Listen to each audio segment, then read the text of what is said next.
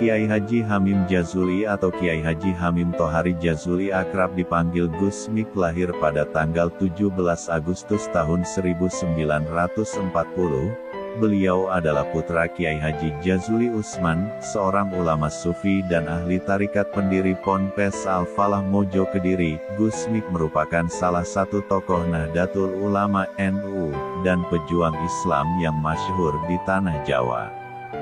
Gus Mik adalah kiai yang disebut oleh banyak orang adalah seorang wali Allah dengan penampilan nyentrik unik dan dakwah di tempat yang sangat mengena, seperti di lokasi pelacuran dan kemaksiatan, walaupun tetap mengasuh majelis taklimnya. Sejak kecil Gus Mik panggilan akrab beliau sudah memiliki keanehan-keanehan. Beliau sering pergi dari rumah sampai Kiai Jazuli ayah beliau menganggap putranya hilang. Pada waktu di pesantren ayahnya, Gus Mik jarang sekali mengikuti pengajian di madrasah, tetapi anehnya itu semua tidak membuat Gus Mik ketinggalan pemahaman tentang agama. Kitab kuning dengan santri-santri yang setiap hari belajar kepada ayah beliau. Ketika diuji kemampuan Gus Mik dalam memahami agama malahan jauh melebihi santri-santri ayahnya yang setiap hari masuk dan mengaji di madrasah beliau. Gus Mik kemudian berguru pada Kiai Dalhar Watu Congol, Kiai Hamid Pasuruan dan lainnya. Semua guru dari Gus Mik tersebut telah dikenal oleh masyarakat sebagai tokoh agama yang paling berpengaruh di daerahnya. Seiring waktu kehidupan beliau, banyak terdapat cerita tentang kisah kekaromahan beliau. Berikut adalah 10 poin di antaranya. 1. Karomah Gus Mik sholat di atas dahan pisang. Saat Gus Mik di Ploso, ada seorang santri yang sering mengikuti Gus Mik. Beliau tidak sholat karena menurutnya dia meniru Gus Mik yang tidak sholat. Suatu sore ia ikut Gus Mik mencari ikan di sungai. Saat menjelang maghrib Gus Mik menyuruhnya memegang jala kecil karena Gus Mik akan pergi sebentar. Ketika hari mulai gelap, santri tersebut merasa jala tersebut sudah penuh terisi ikan. Ia berusaha menarik jala tersebut sekuat tenaga. Tanpa disengaja di tengah usahanya menarik jala tersebut dia melihat Gus Mik yang sedang melaksanakan sholat maghrib di atas dahan pisang, bahkan melanjutkannya dengan sholat isya. Setelah selesai sholat Gus Mik kemudian melayang turun menemui santri tersebut. Dapat ikan? Tanya Gus Mik. Anu Gus, jawab santri itu sambil memandangi dahan pisang. Santri itu kemudian menyatakan bertaubat dan Gus Mik menyuruhnya untuk mandi tobat di sungai tersebut. 2. Karomah Gus Mik terbawa ikan ke hadapan Nabi Khidir alaihissalam. Pernah suatu hari, saat memancing, kail Gus Mik terbawa ikan. Saking besarnya ikan tersebut hingga membawa Gus Mik tercebur dan tenggelam di sungai tersebut. Pengasuhnya yang mendapatkan tugas dari ayah Gus Mik untuk menjaga Gus Mik kalang kabut, karena tak ada satupun orang yang bisa dimintai pertolongan. Karena saat itu masih pagi sehingga masih sepi dari pemancing, mondar-mandir pengasuh Gus Mik mencari Gus Mik di tepi sungai. Dengan harapan Gus Mik tersangkut di tepi sungai, namun sampai hampir 2 jam Gus Mik belum juga ditemukan. Akhirnya, karena frustasi pengasuh tersebut pulang ke pondok dan membereskan bajunya untuk pulang tanpa pamit, karena takut akan dimarahi oleh ayah dan ibu Gus Mik yang tak lain adalah pengasuh pondoknya. Dalam cerita Gus Mik kepada pengikutnya, ternyata ikan itu merupakan ikan peliharaan gurunya yakni Nabi Khidir alaihissalam dan membawa Gus Mik kepada Nabi Khidir alaihissalam. Pertemuan itu menurut Gus Mik hanya berkisar 5 menit. Nyatanya Gus Mik kembali ke daratan dan balik ke pondok pada jam 4 sore, sedangkan pengasuh tersebut beberapa bulan kemudian kembali lagi ke pondok setelah mengetahui Gus Mik kembali ke pondok dengan selamat. 3. Karomah Gus Mik bisa terbang. Pernah suatu ketika Gus Mik diperintahkan untuk memetik buah kelapa untuk dijual, lalu berangkatlah Gus Mik ke kebun. Karena perawakannya yang masih kecil dan belia, Gus Mik belum bisa untuk memanjat pohon kelapa. Akhirnya Gusmik terbang bagaikan burung dari satu pohon ke pohon lainnya memetik kelapa, sampai selesai tanpa menyentuh tanah. Begitu selesai, Gusmik segera turun, namun kali ini Gusmik bingung karena hasil panen kelapa begitu banyak, dia tidak akan mampu untuk membawanya seorang diri. Akhirnya, Gusmik kembali terbang untuk memetik satu kelapa-kelapa. Lalu buah kelapa itu ia ikat dua-dua dan dinaikkan ke pelapa-kelapa itu.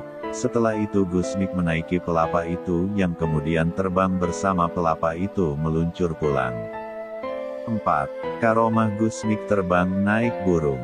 4. Cerita lain lagi, suatu ketika Gusmik duduk di pinggiran sungai, tiba-tiba datang seekor burung besar berputar-putar di angkasa lalu hinggap di hadapan Gusmik. Setelah berbicara sebentar, Gusmik kemudian naik ke burung itu yang kemudian terbang entah kemana menemui gurunya. Tidak sedikit orang yang meragukan sholat Gusmik. Bahkan Kiai Haji Hamid Kajoran pernah meragukan sholat Gusmik. Saat Kiai Haji Hamid Kajoran berziarah ke makam Sunan Ampel, setelah terlebih dahulu berwudu lantas menengadahkan tangannya. Pada saat itulah KH Hamid Kajoran melihat Gusmik yang sedang melaksanakan sholat di atas dahan pisang. Sejak saat itulah KH Hamid tidak berani berburuk sangka pada Gusmik. 5. Karomah Gusmik berdiri di atas air. Pernah sekali Gusmik bermain di tepi sungai Berantas dan menonton orang yang sedang memancing. Pada saat banjir besar Gusmik tak disangka tergelincir ke sungai dan hilang tertelan gulungan pusaran air. Sampai beberapa jam, santri yang ditugaskan ayah Gusmik menjaga Gusmik mencari di sepanjang pinggiran sungai, dengan harapan Gusmik tersangkut atau bisa berenang ke daratan, tetapi malah Gusmik muncul dari tengah-tengah sungai, berdiri dengan air hanya sebatas mata kaki. Karena saat itu Gusmik tengah berdiri di atas punggung ikan yang sangat besar, yang menurut Gusmik itu merupakan ikan peliharaan gurunya, yakni Nabi Khidir alaihi salam. Subhanallah. 6. Karomah Gusmik membelah diri. Gusmik yang kala itu berumur 9 tahun, semakin tampak penuh dengan keajaiban. Ada peristiwa yang diketahui halayak ramai yakni berkaitan dengan wafatnya Kiai Haji Romli, Peterongan, Jombang. Seorang mursyid Thariqat Qadariyah dan dikenal luas sebagai ulama besar. Hari itu datang utusan keluarga Kiai Haji Romli dari Peterongan kepada Kiai Haji Jazuli di Ploso untuk menyampaikan kabar wafatnya Kiai Haji Romli. Kiai Haji Jazuli beserta keluarga bersiap-siap berangkat untuk melayat ke Peterongan. Sedangkan Gusmik kala itu sedang bermain di halaman, ada sebagian cerita menyatakan Gusmik enak-enakan tidur di kamar. "Nik semua mau taziah ke Kiai Haji Romli Peterongan, kamu ikut tidak?" tanya Kiai Haji Jazuli. "Males bah," jawab Gusmik sambil terus bermain-main. Akhirnya seluruh keluarga berangkat menuju Peterongan kecuali Gusmik yang sibuk bermain. Begitu tiba di Peterongan, disambut oleh Nyai Romli. "Alhamdulillah Kiai bisa datang," kata Nyai Romli. "Nyuwun sewu, amik panggilan Gusmik tidak ikut, tadi diajak tidak mau." "Lah, Gusmik sudah seminggu di sini menunggu Kiai Haji Romli sampai meninggal," jawab Nyai Romli. "Itu sedang bermain di halaman," tambah Nyai Romli. Setelah merasa cukup, Kiai Haji Jazuli kemudian berpamitan dengan penuh rasa penasaran terhadap putranya. Sesampainya di Ploso, Kiai Haji Jazuli memanggil Juwirin, santri yang ditugasi untuk menjaga Gusmik. "Selama aku pergi ke Peterongan, Anik pergi kemana saja?" tanya Kiai Haji Jazuli. "Gusmik tidak kemana-mana. Sejak Kiai pergi sampai sekarang Gusmik masih tidur di kamar," jawab Juwairin. "Kamu jujur saja, tidak perlu berbohong untuk membela Amik," kata Kiai Haji Jazuli belum percaya. "Benar Kiai, saya tidak bohong," jawab Juwairin.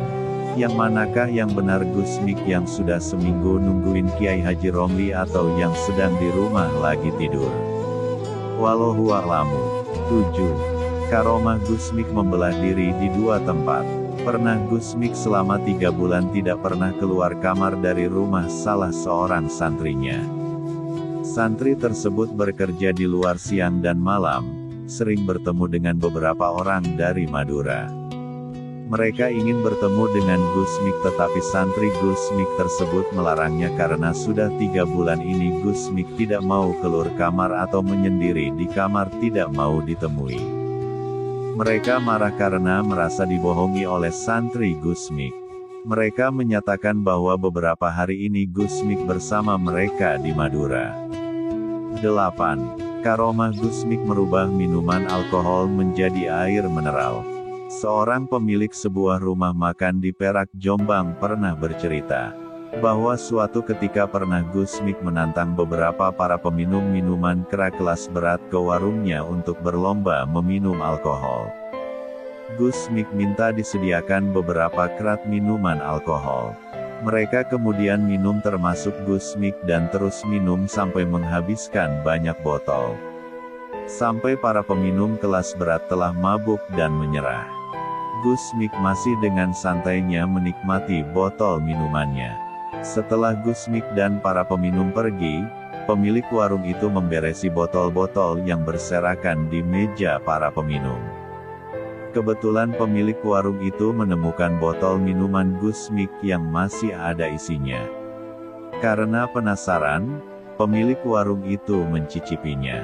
Ternyata, minuman itu telah rasa menjadi seperti air putih. 9. Karomah Gusmik mengubah benda menjadi obat. Pernah suatu kali ada seorang yang tergopoh-gopoh ingin menyeberangi sungai untuk mencarikan obat istrinya yang sedang mengerang-erang sakit perut. Gusmik yang kala itu berada di perahu, mencegah orang itu untuk menyeberang sungai. Lantas Gusmik kemudian mengambil lumpur sungai dan membentuknya menjadi butiran kecil sebesar jagung. Tanah itu lantas Gusmik berikan pada orang tersebut agar diminum istrinya yang sakit perut. Gusmik berpesan, bila sudah minum ini masih sakit, cepat temuilah saya dan marahilah saya. Saya akan tetap di sini. Maklum orang bingung, dalam keadaan terdesak karena sakit istrinya. Lantas orang tersebut pulang, tapi tak kembali lagi.